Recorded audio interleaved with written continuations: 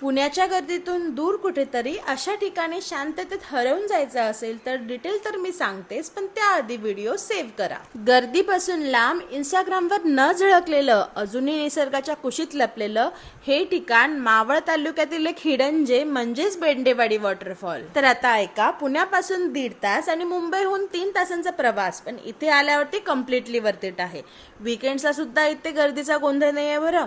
आणि इथे येताना हॉटेल निसर्गवारामध्ये गरमागरम नाश्ता करायचा आणि टामटूम मध्ये खाऊ घेऊन वाटेत 1 नाही 2 नाही तर अगणित छोटे मोठे धबधबे प्रत्येक वळणावर एन्जॉय करत जायचं.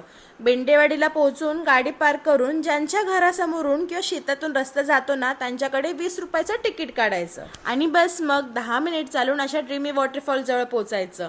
Wow, what a beauty. तुमच्याही तोंडून हे शब्द निघतील ही गॅरंटी आहे माझी. धबधब्याच्या समोर उभं राहिल्यावर जो गारवारा अंगाला स्पर्श करतो तो शहारून टाकतो.